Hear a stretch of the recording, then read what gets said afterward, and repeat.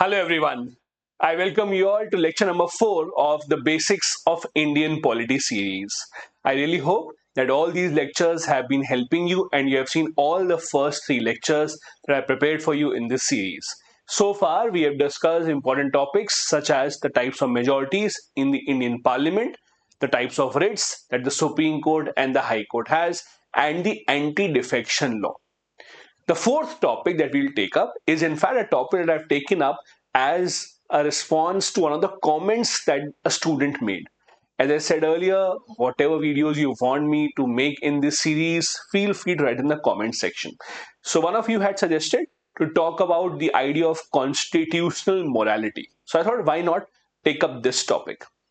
Constitutional morality is a phrase that has become extremely relevant and famous in the past few years. UPSC, in fact, in multiple questions now, has focused the question on constitutional morality.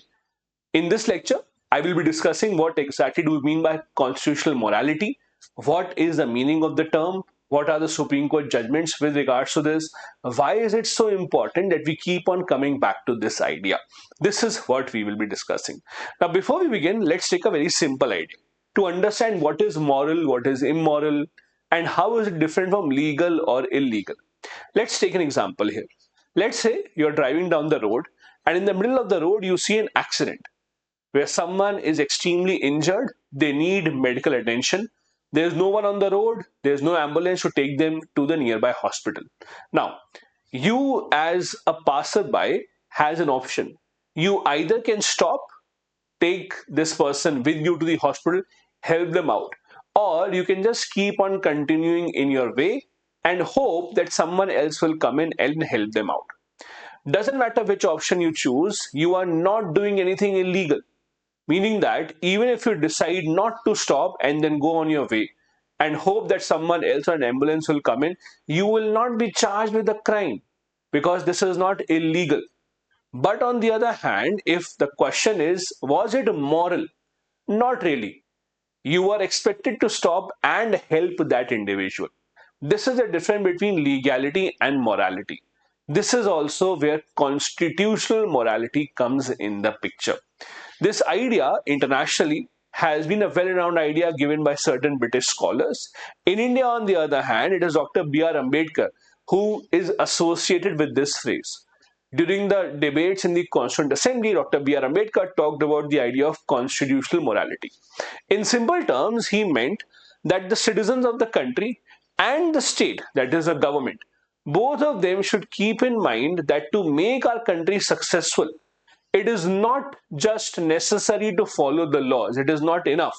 You have to go beyond the laws, understand the values of the Constitution, go beyond the text of the Constitution.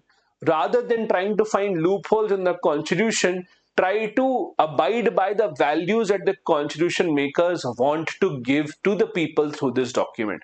This is the idea of constitutional morality. As I said, around the world, it is an old concept given by an English historian, that is George Grott. But in our context, it is Dr. B.R. Ambedkar who is usually associated with this idea of constitutional morality. He also said that these ideas cannot be expected to be followed from first day onwards. These ideas have to be cultivated in the minds of the people.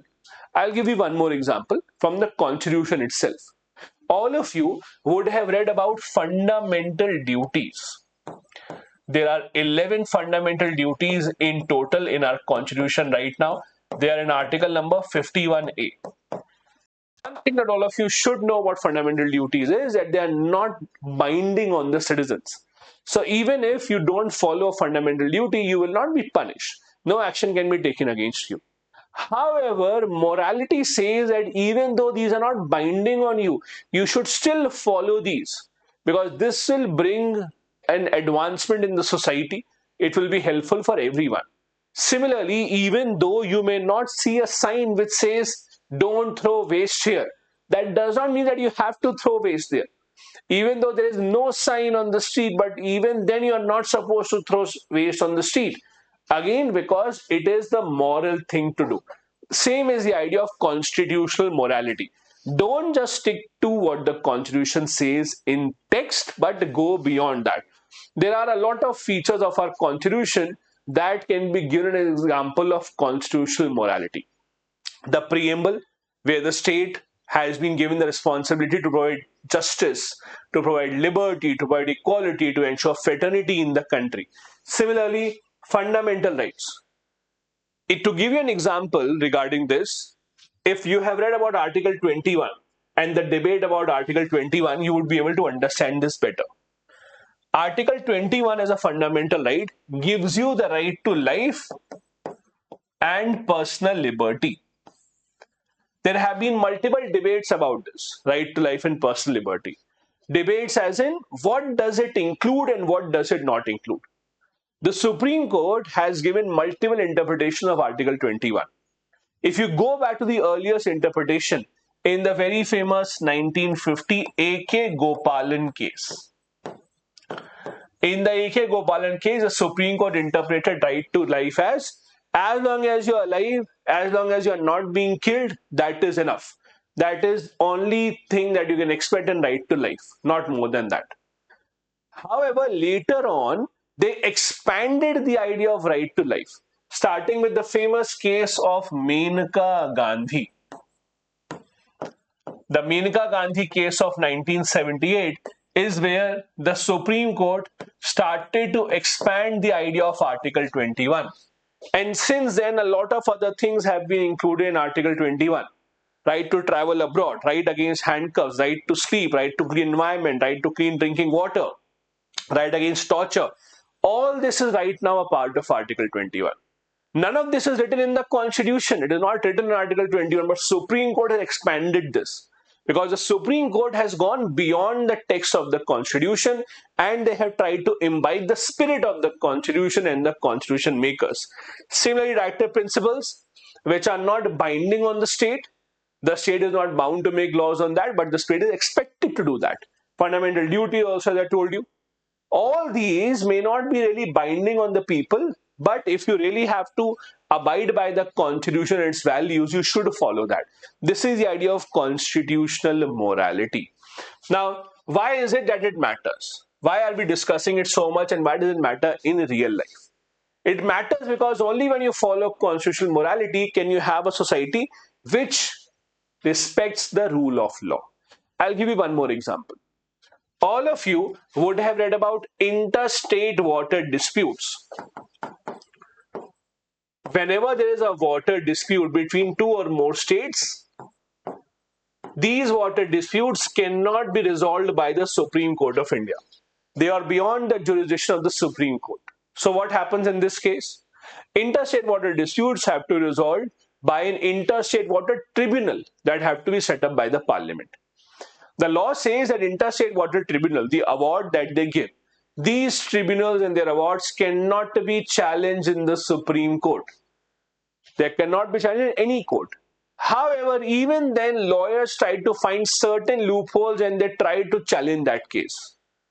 This goes against the idea of constitutional morality. I'll give you an example. The famous Kaveri water dispute. So, the Kaveri water dispute, which is a big old dispute between Karnataka and Tamil Nadu. There was a tribunal made on this, the Kaveri Water Tribunal. They decided and they gave the award. Even though this award cannot be challenged in the Supreme Court, it was challenged twice. First challenge from the side of Tamil Nadu on the idea that Karnataka is not implementing it. So implementation got challenged. Second challenge was from the side of Karnataka, where an individual farmer went to the Supreme Court saying that I am not getting enough water, so it is a violation of my right to life. And when my right to life is violated, Supreme Court has to intervene. What were these? These were excuses found. These are loopholes found beyond the text of the Constitution. This is exactly what constitutional morality warns us against. Idea of constitutional morality is don't go by these excuses. Don't just follow the text of the Constitution. Look at the spirit of the Constitution. This idea of constitutional morality also is extremely important, especially for the rights of the minorities, including women.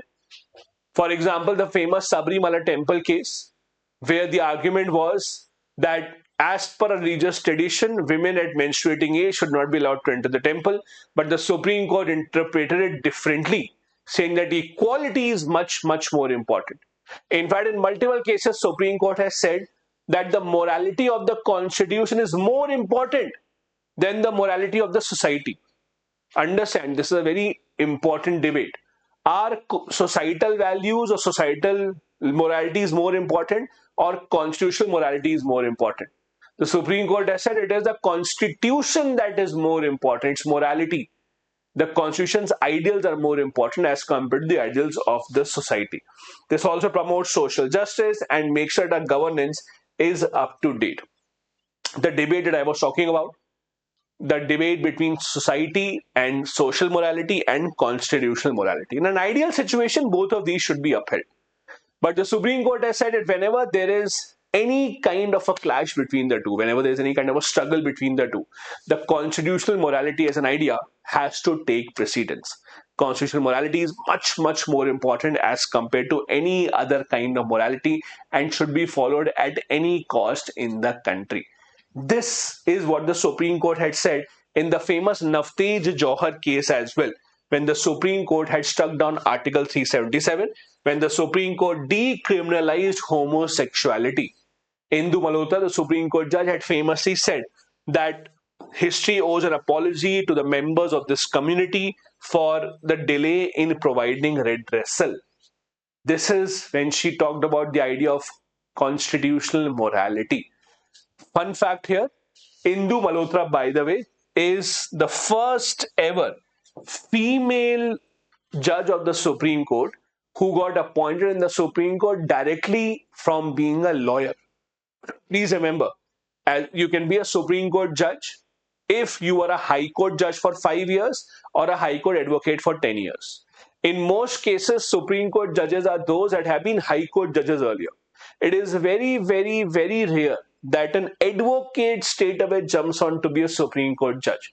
Indu Malhotra was the first such female to become a Supreme Court judge directly from being a High Court lawyer. So this is again an interesting fact that you should know. There are many other cases in which the Supreme Court has talked about the idea of constitutional morality. In other words, going beyond the text of the Constitution, not restricting itself to what the Constitution makers have written, rather going beyond that for the benefit of everyone. This has been seen in the Keshavanda Bharati case when the court came up with the idea of the basic structure doctrine, the Naus Foundation case, in which again section 377 of IPC, which criminalized homosexuality, was challenged, the Delhi versus Union of India case, where the Delhi government and Union of India were fighting about who shall have real powers to take decisions, and the court had said that democracy will always win. A democratically elected leader, who is the chief minister, will always take precedence over the LG. Although the parliament had overruled that by making a new law, but all these are examples of how the Supreme Court has time to time talked about the fact that constitutional morality has to be followed, and it is a responsibility of the Supreme Court as well. In the end, one more point here, the phrase constitutional morality in India, as I said, is usually given to or is usually associated with Dr. B.R. Ambedkar. He had famously said that constitutional morality is actually a top layer of the soil. It is a top dressing on an undemocratic soil. What he meant by this was that only when we follow the idea of constitutional morality can we safeguard our democracy. He said that our democracy struggles from all sorts of issues even after we have gotten independence. We still have issues of gender discrimination, still have issues of caste-based discrimination, still have many different problems in our society. If we have to address all of them, the first important principle to follow is the principle of constitutional morality, and we cannot ignore this. He said that peaceful resolution of all the matters can be done not just by focusing on the text of the Constitution, but going beyond it and looking at the values of what the Constitution makers wanted us to abide. This is everything that you needed to know about the idea of constitutional morality. This will be extremely helpful for you to write any such answer in the UPSC mains examination.